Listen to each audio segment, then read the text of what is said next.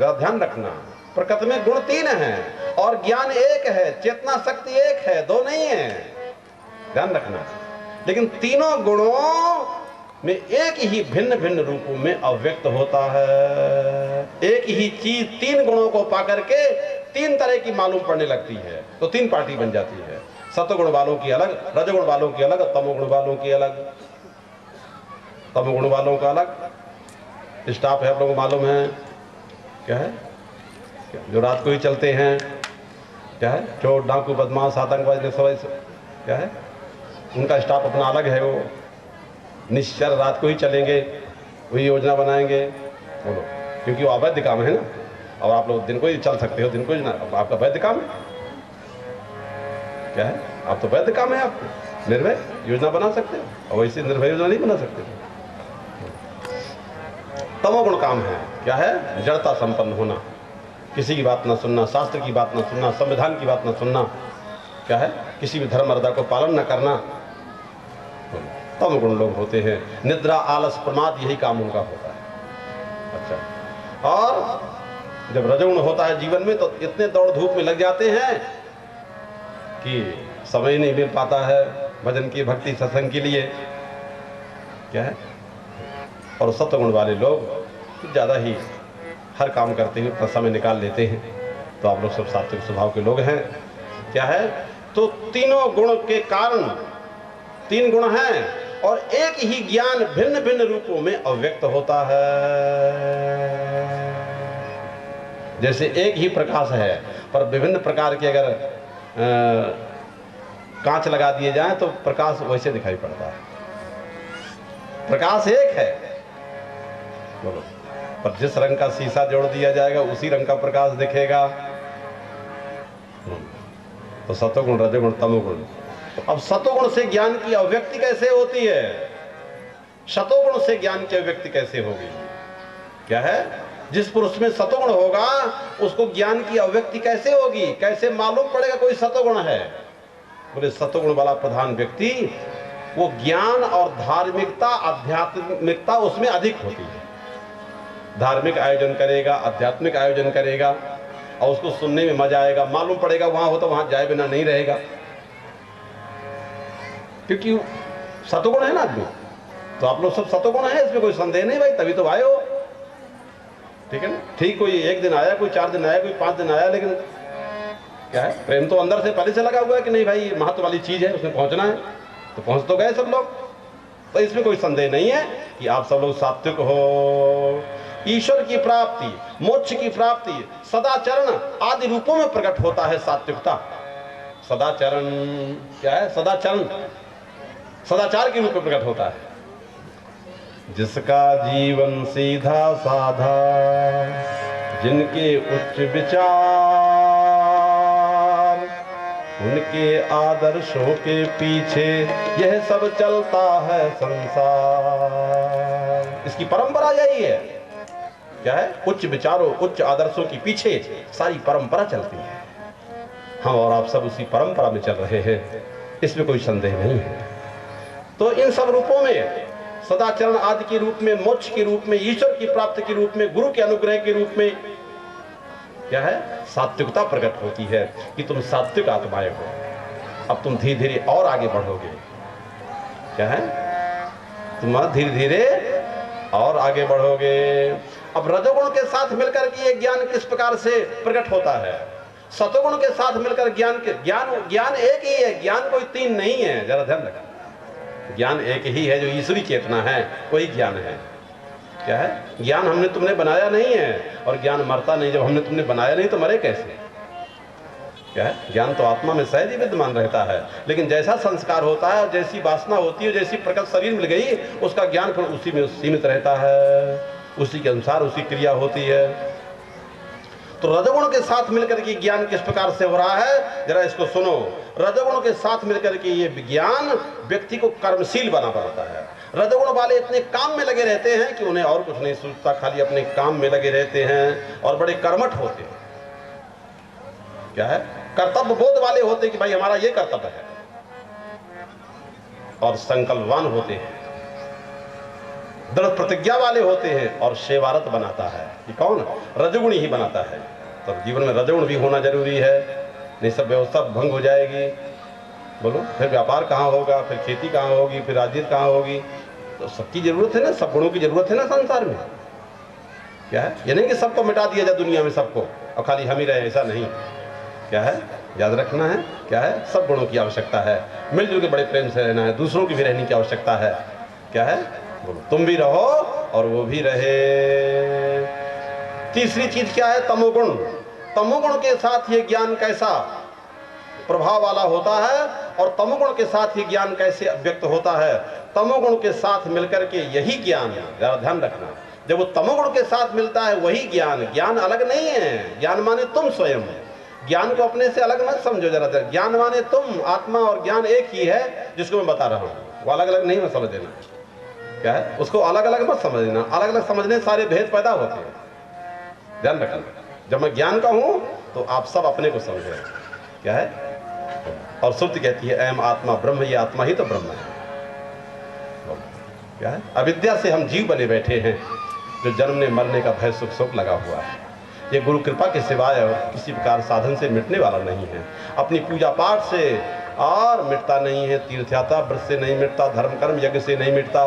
ये तो वास्तविक ज्ञान से और ही मिट जाता है। वो सब जितने साधन है इसलिए कि हमारा अंतःकरण शुद्ध हो जाए, पवित्र हो जाए और हम उसके योग्य बन जाए, सहायक है। तो तमोगुण के साथ मिलकर के यही ज्ञान जड़ता को प्राप्त कराता है। जड़ता माने जानते हैं, माँ समझा रही है, पिता समझा रहे हैं कि शराब नहीं पीना, मांस नहीं खाना, क्या है अंडा नहीं खाना, गलत रास्ते में नहीं जाना, नशा पत्ती नहीं करना, और समय से स्कूल पढ़ने जाना है, आलस नहीं करना, समय से नहा लो, समय से स्कूल जाओ, प्रमाद नहीं करना। प्रमाद माने क्या है? जो अपना कर्तव्य है समय पर वो काम करना है, ये नहीं कल कर लेंगे, परसों कर लेंगे, फिर कर लेंगे। प्रमाद नहीं, क्या जीवन में जो पहले करना आवश्यक हो उसे करना चाहिए। और कुचेष्टा माने ऐसी कोई गलत चेष्टा नहीं, क्या है जिसका समाज में, घर में, परिवार में, राष्ट्र में गलत असर पड़े। और दुराचरण, क्या है दुराचरण अमानवीय कृत्यों की ओर प्रेरित करता है। कौन? ये तमोगुण अमानवीय कृत्यों की ओर। क्या है जो मानवीय कर्म नहीं है, अमानवीय कर्मों की ओर प्रेरित करता है। वैसी वाणी, वैसे कर्म, वैसे भाव। तो इन्हीं गुणों के अनुसार मालूम पड़ता है व्यक्ति का व्यक्तित्व, कि सत्वगुण वाला है, कि रजोगुण वाला है, कि तमोगुण वाला है। अब एक प्रश्न हो रहा है कि जीवन में ज्ञान मुख्य है कि जीवन में कर्म मुख्य है? एक प्रश्न ये भी है। अरे सफल जीवन के लिए ज्ञान और कर्म दोनों का होना अनिवार्य है, क्योंकि बिना ज्ञान के तो कर्म जितना भी होगा वो अंधा है, और बिना कर्म के जितना ज्ञान होगा वो लंगड़ा है। ज्ञान को कर्म से ही गति मिलती है।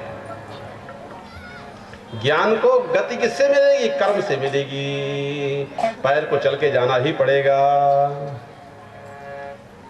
अगर पैर ना होगा तो काम नहीं बनेगा, और ज्ञान ना होगा तो क्या है, पैर अपने आप कहाँ चलेगा? किसी पागल घूमता रहता है बिना उद्देश्य, कोई मतलब तो उसका है नहीं। क्या है, क्या मिलेगा उसको? तो अकेले ज्ञान, अकेले कर्म का परिणाम क्या होता है?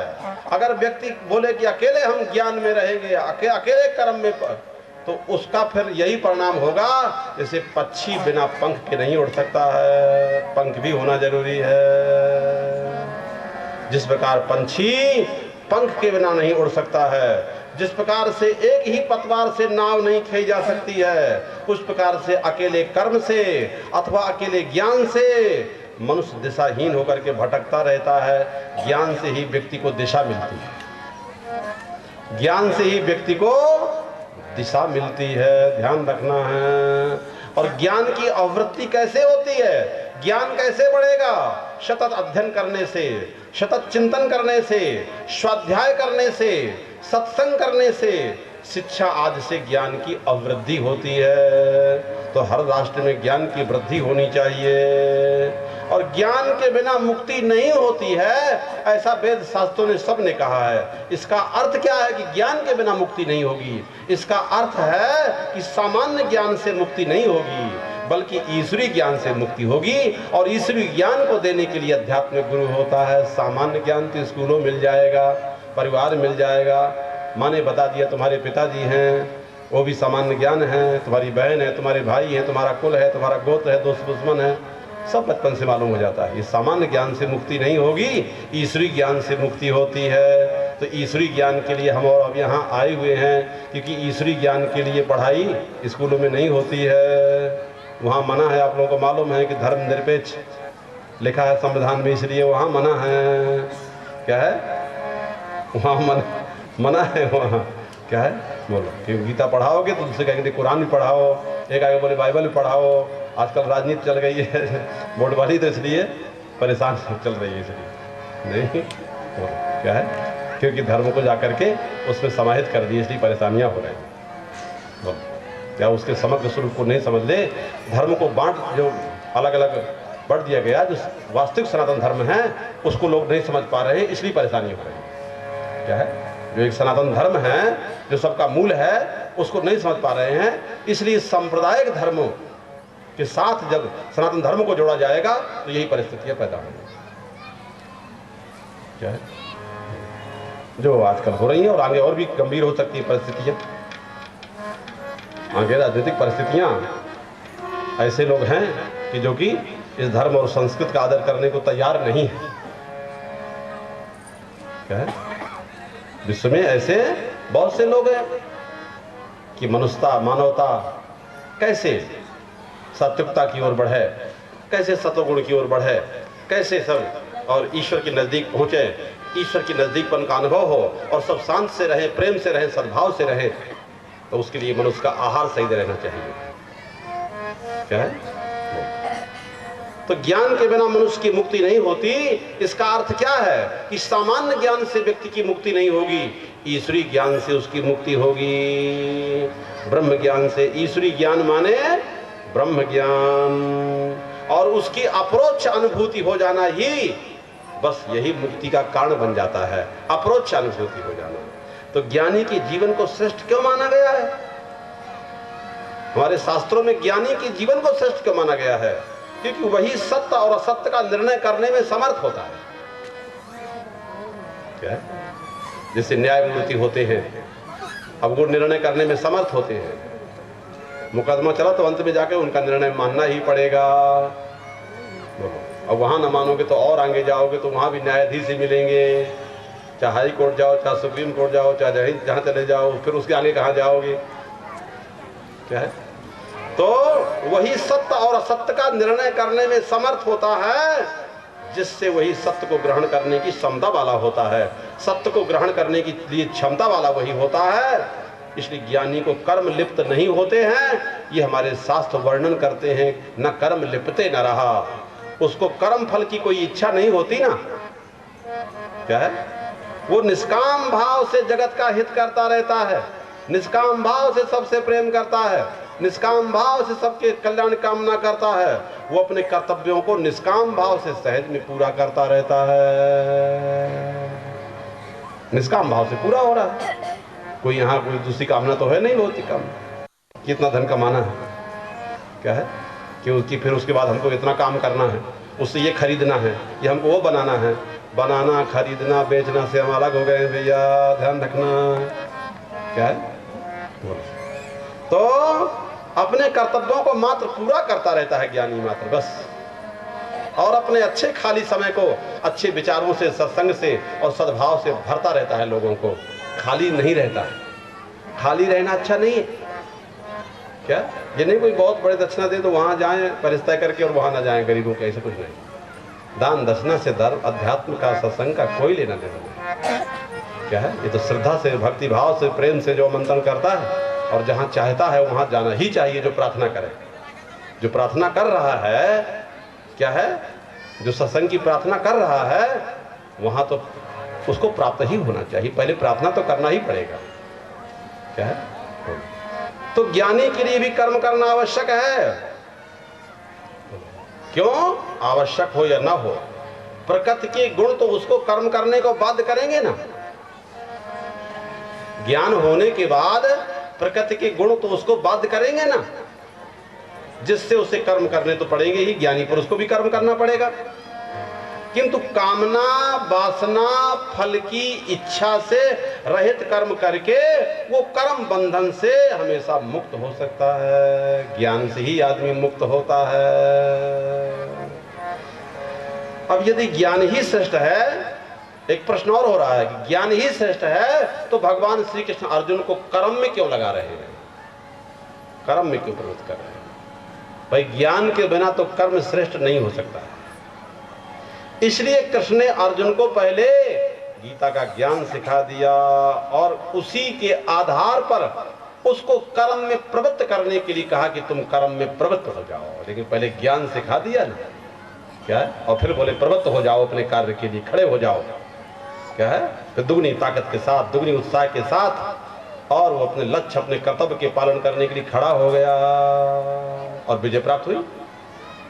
क्या है, तो दुनिया का कोई भी प्राणी जब अपनी पूरी ताकत के साथ, पूरे लक्ष्य के साथ, पूरी शक्ति के साथ लग जाएगा तो उसे सफलता अवश्य मिलेगी, ध्यान रखना।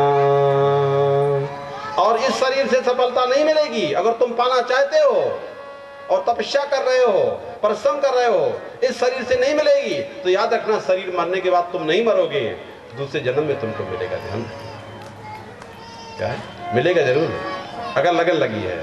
सती ने शरीर छोड़ दिया, रावण में आया, सती ने शरीर छोड़ दिया।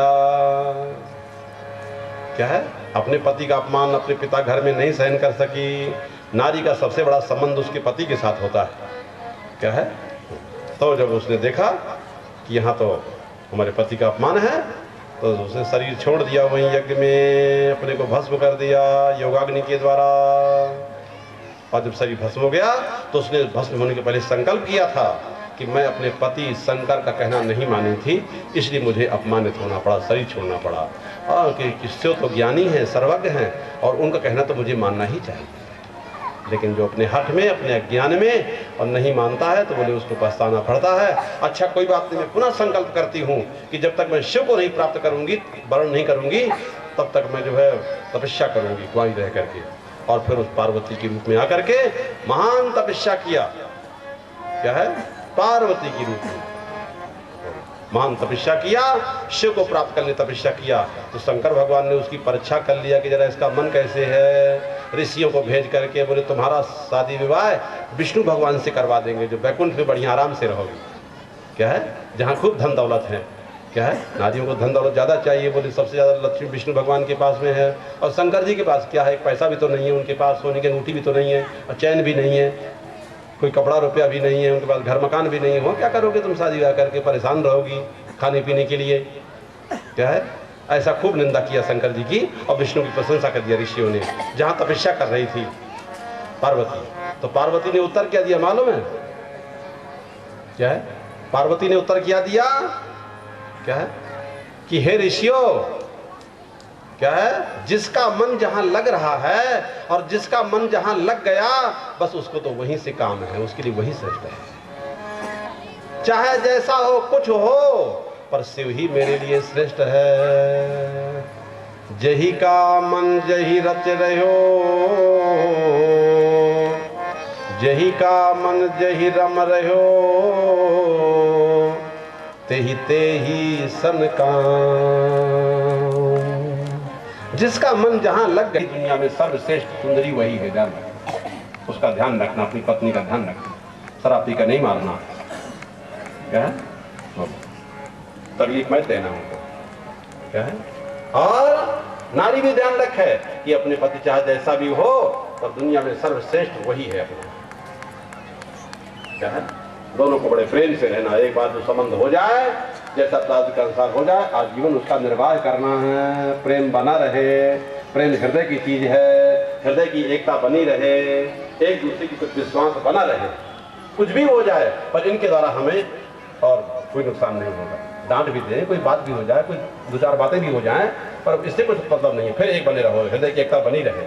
शंका कभी ना हो कि इनके द्वारा हमको अहित हो जाएगा, कि नुकसान हो जाएगा, अपमान हो जाएगा। अपना स्वामी अपना पति अपमान भी कर दे तो भी सहन करने को तैयार रहना चाहिए, उनकी निंदा नहीं करना चाहिए। क्या है, अभी तो और प्रेम निखरता है, तभी तो मालूम पड़ता है कितना प्रेम है। क्या है, सहन करने नहीं है तो प्रेम कैसा। तब वो प्रेम थोड़ी है। क्या है? सच्चे प्रेम में तो सहन कर देख सकते हैं कि अपना स्वामी मार दे, चाहे कुचल दे, चाहे जैसे रखे रहेंगे इन्हीं के साथ में, वो सच्चा प्रेम होता है। था ब्रज गोपी का नाम, जैसे गोपियाँ कहती हैं कि चाहे जैसे रखोगे हे प्रभु हम वैसे ही रहेंगे। जाही विधि राखे राम ताही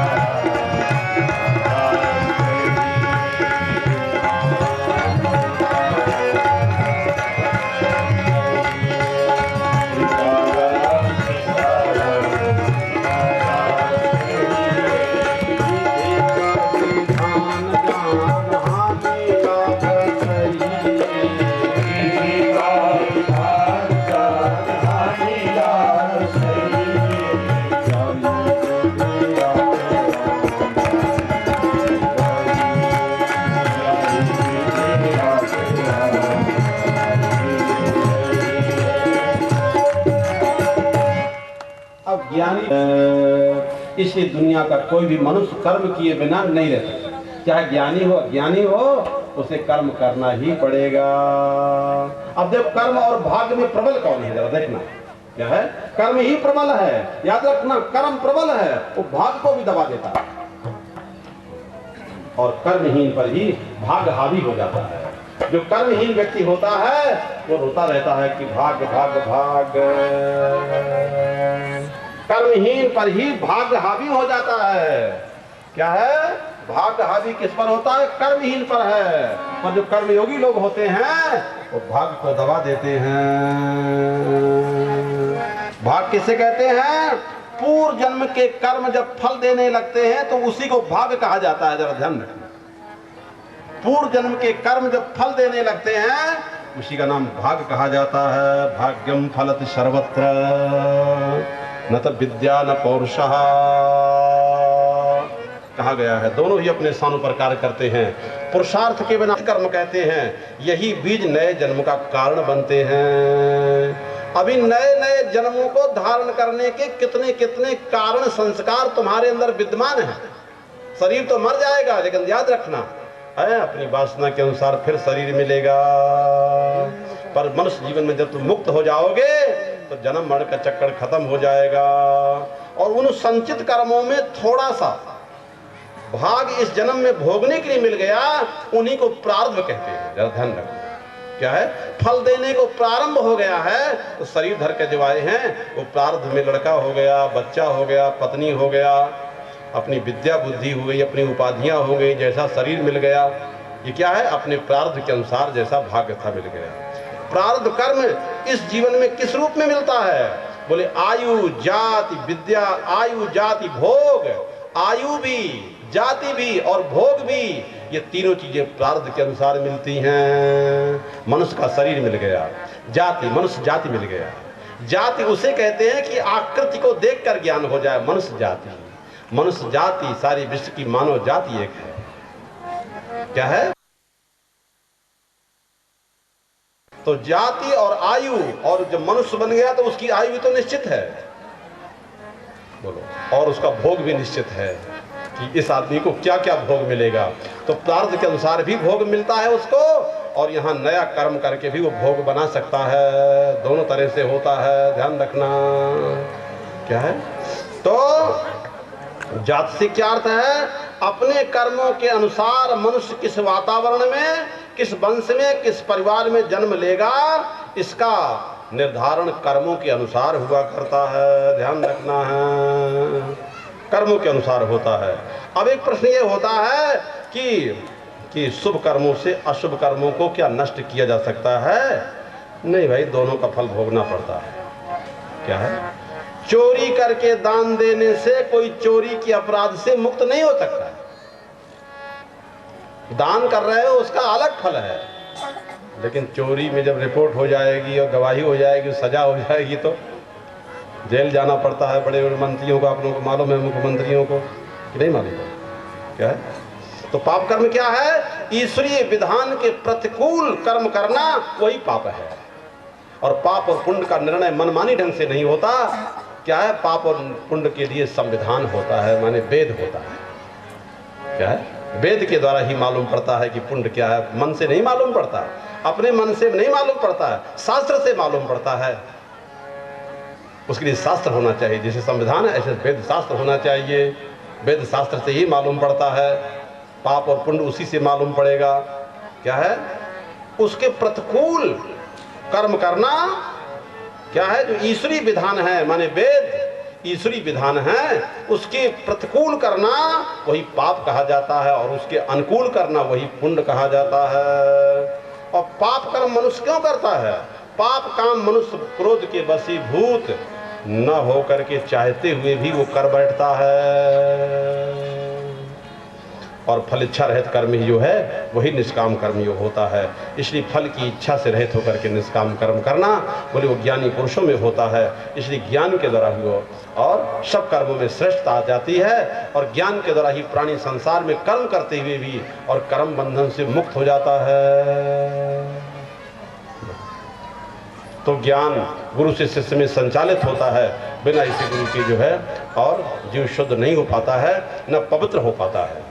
अब किसके अंदर जितनी श्रद्धा है, जितनी जिसकी आस्था है, जितनी जिसकी लगन है, उसके हिसाब से उसके जीवन में वो घटना घटती है। तो आप लोग सब अच्छे लोग हो, इसलिए आप लोग सब यहाँ पर आए हुए हो। और आप सबके कल्याण की हम मंगल कामना करते हैं। सारे क्षेत्रीय यहाँ पर जितने भी नर नारी आए हुए हैं, सब ग्राम के, सबके कल्याण की मंगल कामना है कि सर्वे भवन्तु सुखिनः। सभी सुखी होने का जो उपाय है, सबको निरोग रहने का जो उपाय है, वो जो अपने शास्त्रों की परंपरा है, धर्म की परंपरा है, उसी के अनुसार सब सुखी हो सकते हो। क्या है? और सुख कहाँ से होगा? बोलो क्या है? हम चाहते हैं कि कभी मरे नहीं, हम चाहते हैं कि कभी दुखी ना हो, हम चाहते हैं कि परिश्रम ना करना पड़े, सुख मिल जाए। और हम चाहते हैं कि सुख मिले, लेकिन हर देश में मिले, हर काल में मिले, हर एक से मिले और हर एक को सुख मिले। और हम चाहते हैं कि जो सुख मिले उसका ज्ञान रहे कि ये सुख है। और हम सुख चाहते हैं, सब समय चाहते हैं।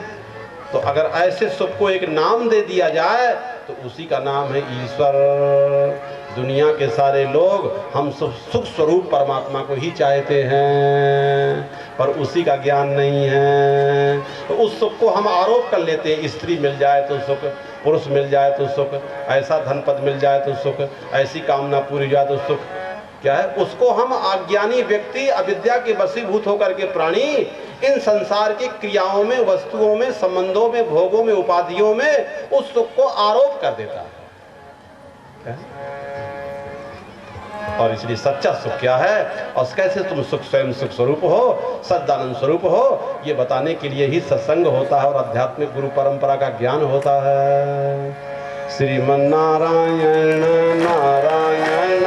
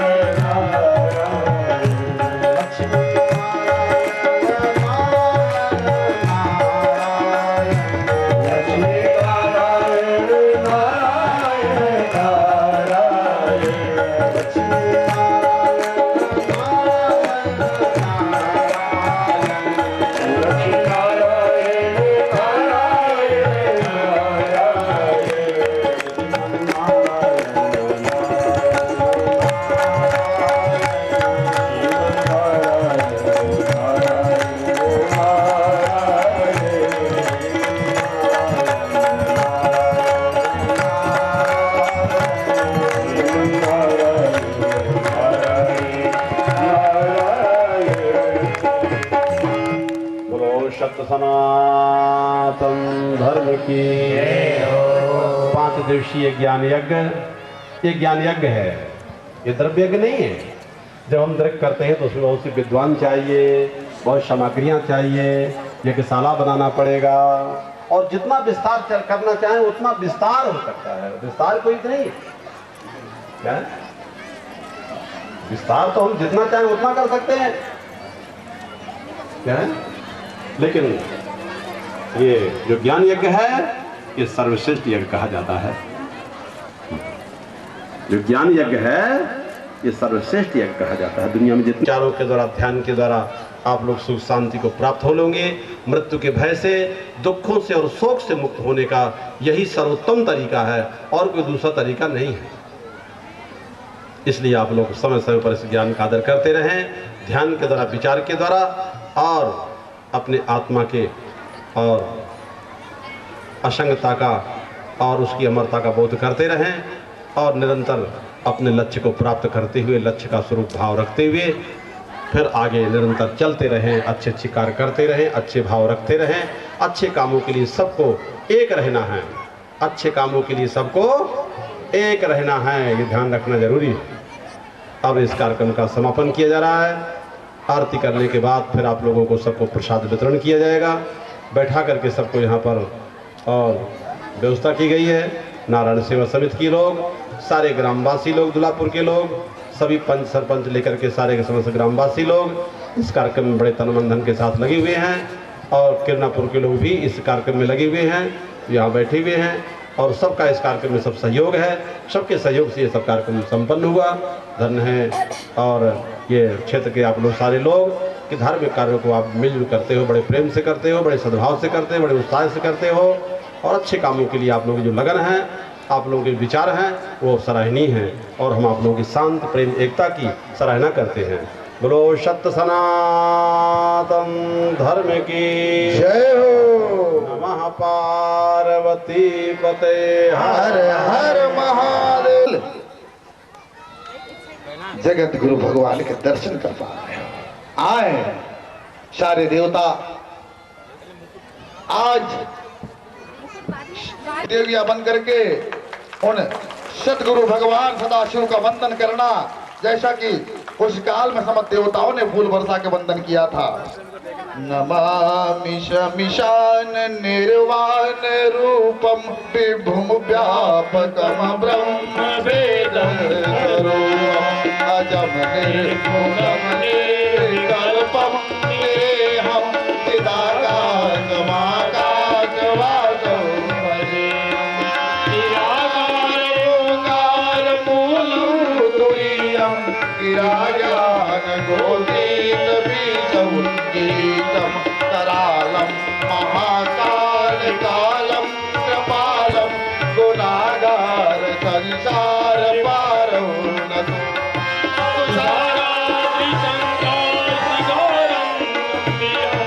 मनोभूत कोटि प्रभाति शरीरं ईश्वरं मौलिकल्लोलितारुकंठे भुजं सरलकुण्डलं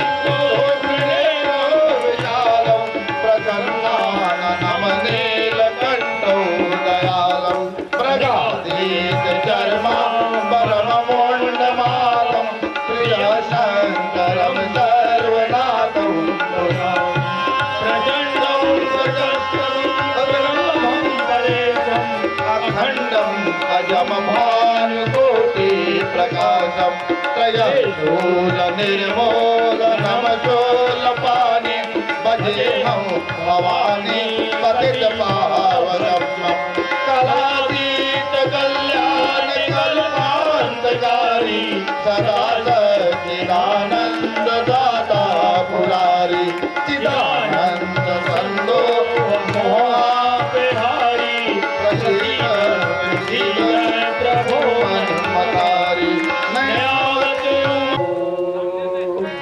सारे देवगण ऐसी वंदना कर वो सदगुरु के दर्शन वंदन कर रहे थे। तुम भी उन देवताओं की तरह आज दर्शन वंदन कर अपने को धन्य कर रहे हो। बड़े भाग पुरुषी हो, जन्म जन्मांतर का पुण्य था। जगत गुरु शंकराचार्य भगवान की सनातन धर्म पुजारी काशी धर्म पीठाधीश्वर जगत गुरु शंकराचार्य भगवान की धर्म की अधर्म का प्राणियों में विश्व का गौ माता की। आज तो सदगुरु भगवान जो चारों युगों में अनंत लीला करते थे ऐसे लग रहे जैसे कि द्वापर के कृष्ण जैसा त्रेता के राम।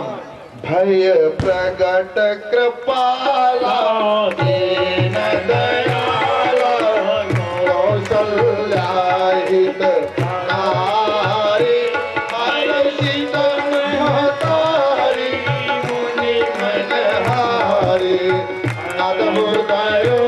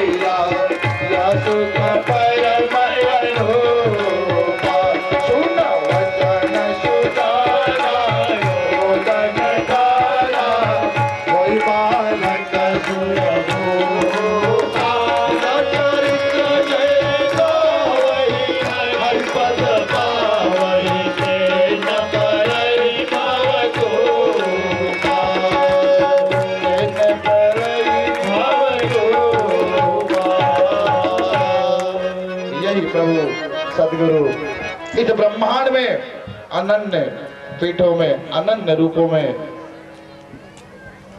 विराजित होकर सबको सुख देते हैं। सौराष्ट्र सोमनाथम च श्रीशैले मल्लिका अर्जुनम उज्जनाम महाकालम ओमकारम ममलेश्वर परलयाम वैद्यनाथम च डाकिन्याम भीम शंकरम सेतु बंदे च रामेशम नागेशम दारुकावणे वाराणस्याम विश्वनाथम त्र्यंबकम गौतमी तटे हिमालय तु केदारम कृष्णेशम शिवालय। अनंत ज्योतिर्लिंगों में समाहित होकर के वहां सबका कल्याण करते हैं। और आप तो धन्य है, साकार रूप साक्षात रूप सनातन धर्म पुजारी जगत गुरु भगवान का दर्शन कर रहे हैं, जो अनन्य युगों में अनन्य रूप धारण कर सारे ब्रह्मांड का उद्धार किया। अपनी अमर नारायण सेवा का कार्य करने वाले समस्त महिलाओं की ओर से आप भी आरती में सम्मिलित हो जाओ और सब अपने अंतर मन की जोत जला लेना। जो गुरु जी ने ज्ञान दिया, जिससे जोत जल गई है उसको जला लो। स्वामी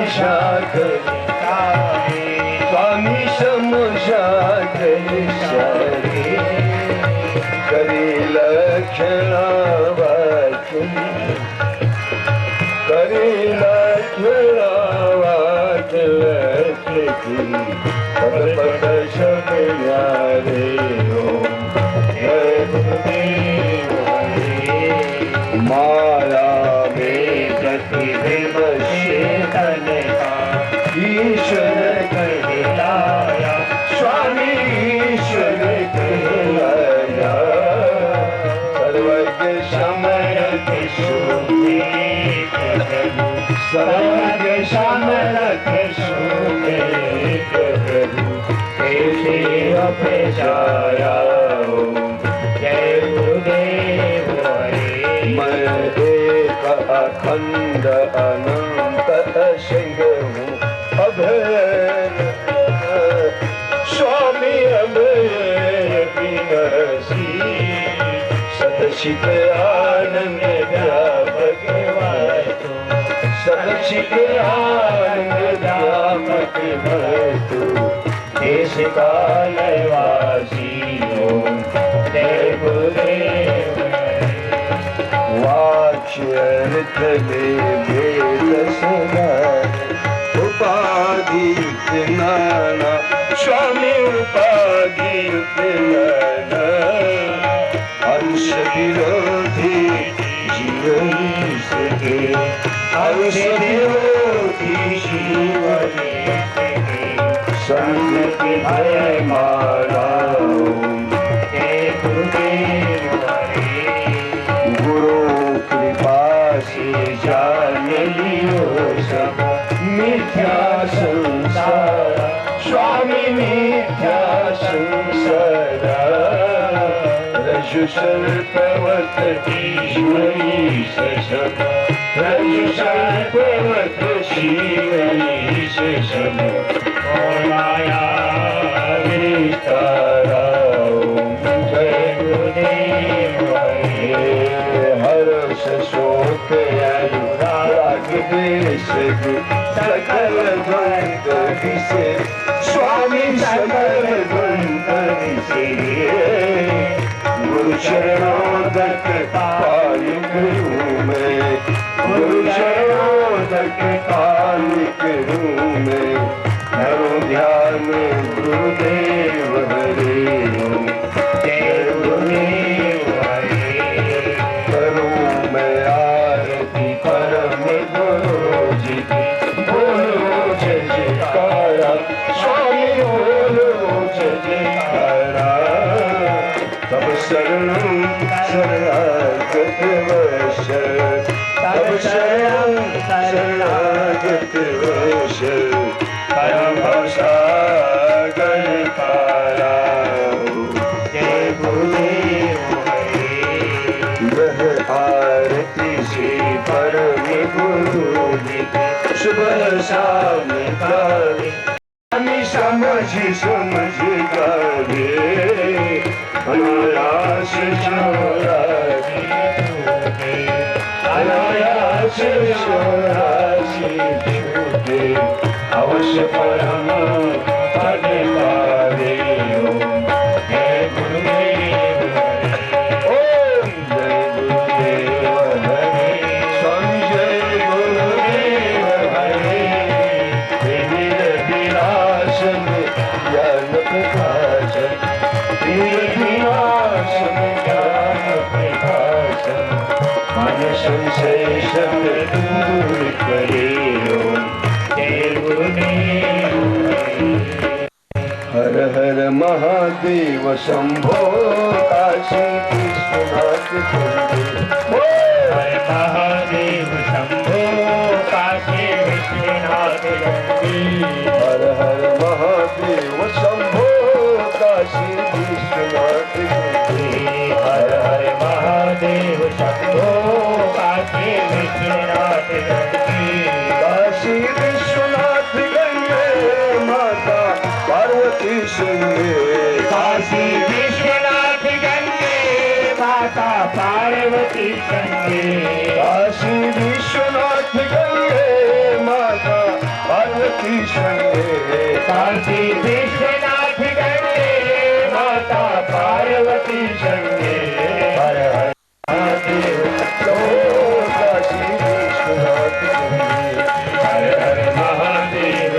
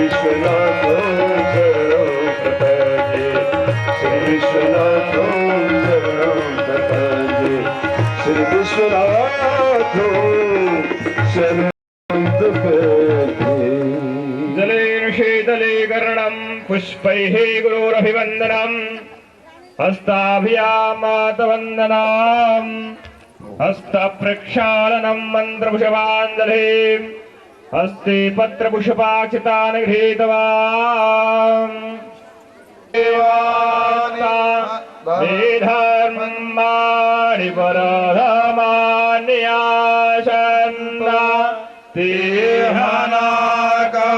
महिमानः शचन्त यत्र पूर्वे साध्याः सन्ति देवाः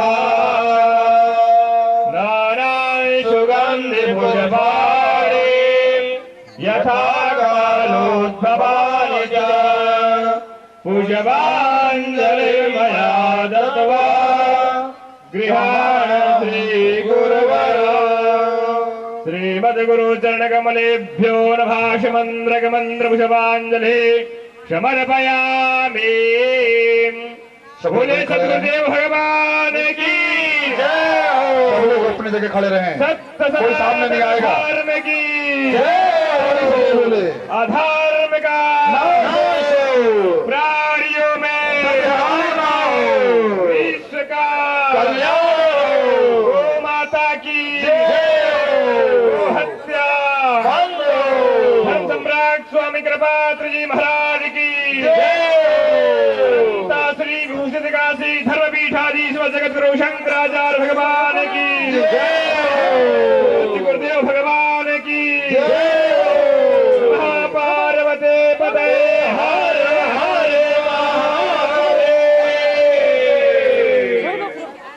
तर्क लेने गए और अपने निज आश्रम में जहाँ रहते वहाँ सुंदर गुरु जी की व्यवस्था कराई। 300 लोगों को भोजन कराया, सुंदर वहाँ पादुका पूजन हुआ और यहाँ व्यवस्था के लिए भी उनने अच्छा बड़ा अपना सहयोग किया। राम डाले जी देखो, पता नहीं धर्म भक्ति ऐसी जाती है, किसको पता था कि कौन कहां से क्या कर देगा। कोई 1 बोरा चावल, कोई 2 बोरा चावल। ये तो रामलाल जी की बात थी, सेवक भैया की तो बात ही नहीं कहना, क्या क्या लगा है उसका मैं भी हिसाब नहीं बता सकता। तो ऐसे कितने भक्त हैं, कोई आवश्यकता नहीं है, बस धर्म की ओर मन रहना चाहिए, भाव होना चाहिए।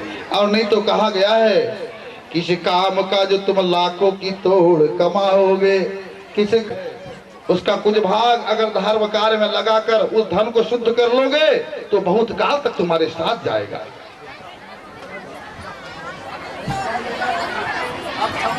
अब कोई माताएं ऊपर नहीं जाएगी, अब कोई व्यवस्था नहीं है, चरण पादुका वंदन करना है।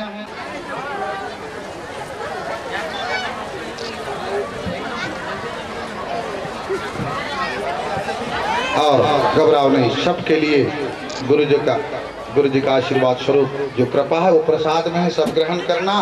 पहले अपने उदर को शुद्ध कर लेना, वो प्रसाद ग्रहण करना।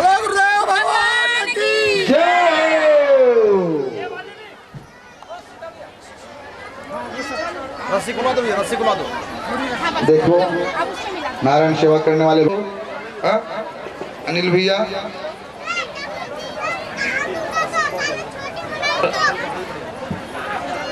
पिपरेवार जी आप आए और आप नैवेद्य।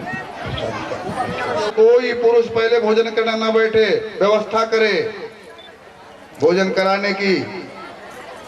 पहले कन्याओं को, माताओं नहीं, सब कन्या बैठी। सत्य सनातन धर्म की नमः पार्वती पते हर हर महादेव। अन्न की अधिष्ठात्री देवी मां अन्नपूर्णा को प्रणाम करते हुए अन्नापाते नसियानु देश जानामि उसिया सुख मेलाहम प्रपरादातारम तारेका ऊर्जन्नु धेहेतुपादे चातुखपादे नित्यानंद करे वराभे हाथ जोड़ करके मां अन्नपूर्णा का ध्यान करेंगे, प्रणाम करेंगे।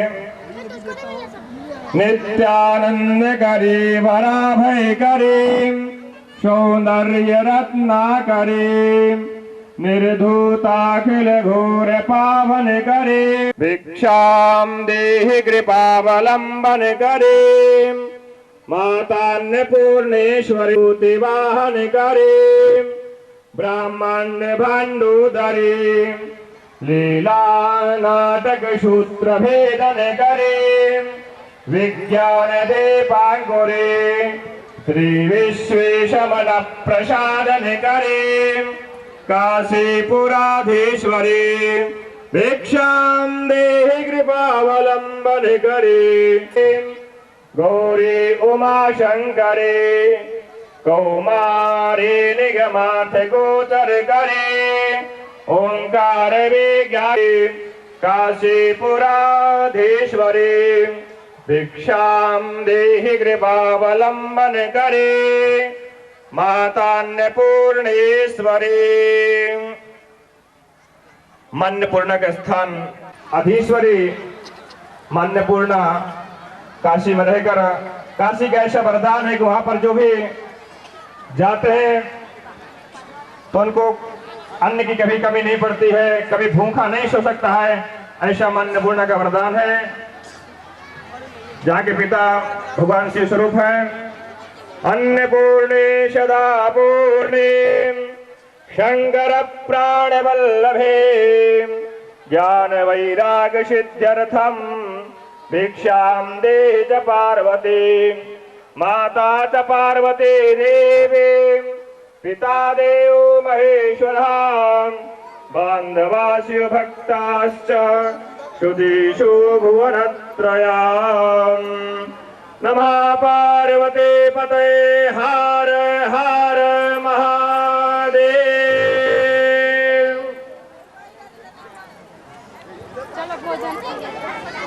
सभी लोग आप सब भक्त प्रसाद से ग्रहण करें। आप सब भक्तों से निवेदन है प्रेम पूर्वक इस प्रसाद को पाएं।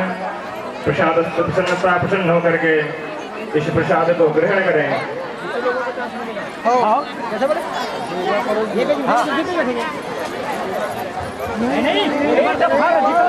श्री राम चौक के दुलापुर ग्राम के रहने वाले नारायण भक्त ने 13,000 रुपये का इस कुंभ लगाने का दान किया। शिवग्राम जी भैया ठेकेदार जी, जिसमें 2 बोरा उपकारी सेवाएं ली, 35,000 रुपया करीब नागपुर में गुरु जी की सेवा में खर्च दिया। यहाँ टेंट की व्यवस्था बनाने के लिए 15,001 रुपये दिया और करीब 7,000 के पटाखे बुलवाए और पूरे दिन वाहन सहित गुरुदेव भगवान की सेवा की। चौहान जी सहिकी वाले भैया जिन्होंने 3100 रुपये का दान किया, 2 बोरा 5,000 रुपया और 2 कुंटल चावल का दान किया। इस भूत यज्ञ के लिए, इस महा